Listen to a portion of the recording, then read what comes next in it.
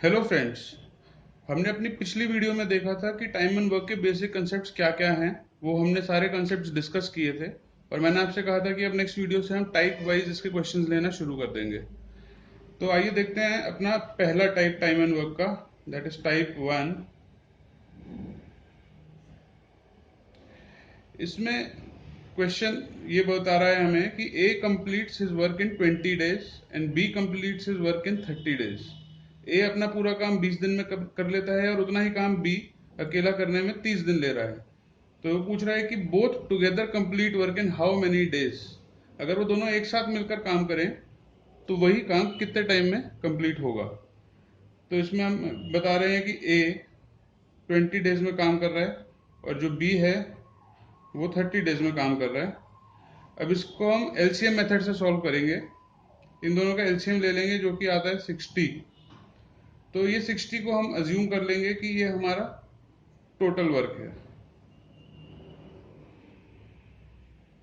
Total work 60 है और ए पूरे काम को करने में 20 दिन ले रहा है, तो ये एक दिन में कितना काम करेगा? 60/20, that is 3। Similarly total work 60 है और बी एक वर्क को करने में 30 दिन ले रहा है, तो वो एक दिन में कितना काम करेगा? 2। तो ए एक दिन में 3 यूनिट्स काम कर रहा है और बी एक दिन में 2 यूनिट्स काम कर रहा है। इन दोनों को मिला देंगे तो हमारे पास आ जाएगा 5 यूनिट्स। 5 यूनिट्स पर डे अगर दोनों मिलकर काम कर रहे हैं तो टोटल वर्क हमें पता है 60 है। तो अगर हमें निकालना है कि कितना टाइम लेंगे तो सिंपल मैथमेटिक्स से 60 that is total work upon 5, जो कि एक दिन में ये दोनों मिलकर काम कर रहे हैं, तो हमारा आंसर आ जाएगा इससे 12। क्या है ये? 12 डेज। तो अगर ए और बी मिलकर काम करेंगे तो वो काम 12 दिन में खत्म कर देंगे। एक बार फिर हम इस मेथड को रिव्यू कर लेते हैं, एलसीएम मेथड, क्योंकि एक इंपॉर्टेंट मेथड है। इसमें हमको बताया गया था कि ए 20 डेज में वो काम कर रहा है और बी 30 डेज में वो काम कर रहा है, तो हमने 20 और 30 का एलसीएम लिया। तो 20-30 का एलसीएम 60 आया और उससे हमने टोटल वर्क अज्यूम कर लिया। अब 60/23 से हमें ए का एक दिन का काम पता लग जाता है और 60/32 इससे हमें बी का एक दिन का काम पता लग जाता है, जिससे हम total number of work per day निकाल सकते हैं उन दोनों का मिलाकर। ये एलसीएम मेथड था। तो इससे हमारी खत्म होता है फर्स्ट टाइप का फर्स्ट पार्ट। सो फ्रेंड्स, ये हमारा टाइप 1 का ही एक सब पार्ट है। इसके अंदर भी क्वेश्चन का प्रेमाइज सेम है। ए उसी काम को 20 दिन में कर रहा है और बी उसी काम को 30 दिन में कंप्लीट कर रहा है। अब इसमें आगे ये क्वेश्चन पूछ रहे हैं कि अगर दोनों ने एक साथ काम शुरू किया और 8 दिन तक के लिए काम किया, उसके बाद ए काम छोड़कर चला जाता है, तो अब ए के जाने के बाद बी अकेला काम करने के लिए रह गया, तो अब वो पूछ रहे हैं कि कितने दिन में वो काम कंप्लीट होगा। तो स्टार्ट हम उसी तरीके से करेंगे जैसा कि हमने पिछले क्वेश्चन में देखा था कि ए जो है 20 और बी 30 डेज ले रहा है। इन दोनों का एलसीएम ले लिया था हमने 60, जो कि टोटल वर्क है हमारा, और उस हिसाब से हमें पता लगा था कि ए 3 यूनिट्स पर डे कर रहा है और बी 2 यूनिट्स पर डे कर रहा है। ठीक है, तो इनका एक एक दिन का वर्क हमारे पास आ गया है।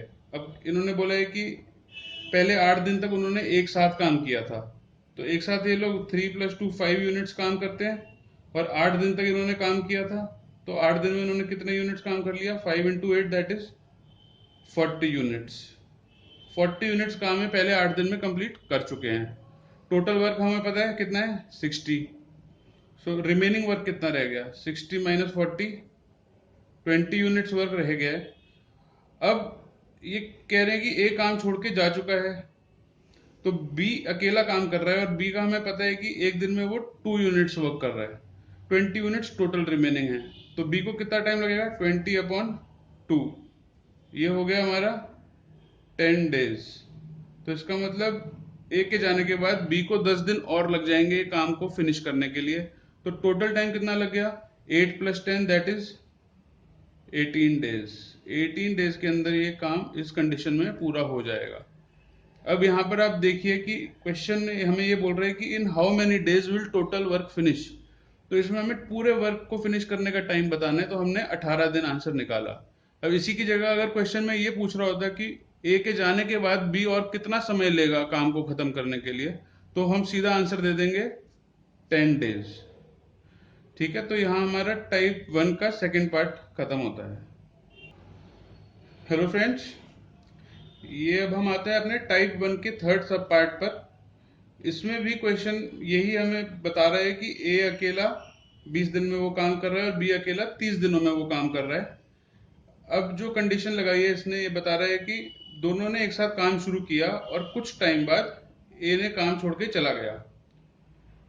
पिछले क्वेश्चन में भी ए कुछ टाइम बाद काम छोड़ के चला गया था, लेकिन इसमें क्या चेंज आया है, वो बोल रहे हैं कि ए के काम छोड़ने के बाद बी ने बचा हुआ काम 5 दिन में खत्म कर लिया। ठीक है, और वो हमसे पूछ रहे हैं कि ए ने कितने दिन काम किया है। तो उसी तरीके से करेंगे, ये भी बहुत ही आसान है।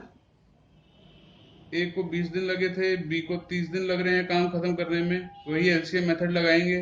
60 यूनिट्स ऑफ वर्क, इस हिसाब से ए का एक दिन का काम है 3 यूनिट्स पर डे और बी का काम है 2 units per day.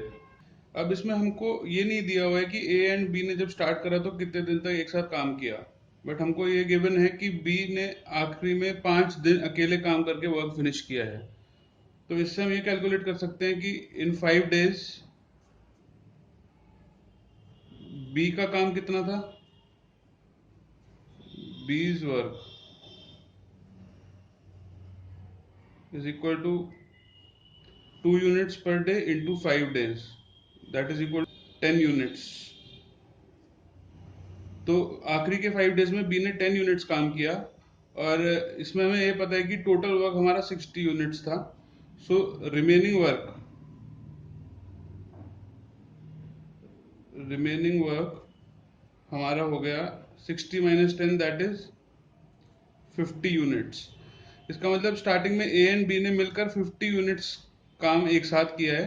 Now we know कि ए और बी मिलकर दोनों 3 + 2 दैट इज 5 यूनिट्स काम एक दिन में करते हैं और रिमेनिंग वर्क था हमारा 50 यूनिट्स। तो इससे हमें ये पता लग जाएगा 50/5 दैट इज 10 डेज। तो यानी कि पहले 10 दिन एक साथ ए एंड बी ने काम किया, उसके बाद आखिरी के 5 डेज में बी ने अकेले काम करके उस टोटल 60 यूनिट्स वर्क को फिनिश किया। तो इसमें हमारा आंसर आ गया 10 days. How many days did A work? The answer is 10 days. So ये हमारे टाइप 1 का फोर्थ सब पार्ट है। इसके अंदर भी क्वेश्चन सेम ही है कि ए पूरे काम को करने में 20 डेज ले रहा है और बी पूरे काम को करने में 30 डेज ले रहा है। हमने सेम इसमें एलसीएम मेथड से ये पता लगा लिया कि टोटल वर्क हमने 60 यूनिट्स ले लिया और हमें ये पता लगता है कि ए 3 यूनिट्स पर डे काम कर रहा है और बी 2 यूनिट्स पर डे काम कर रहा है।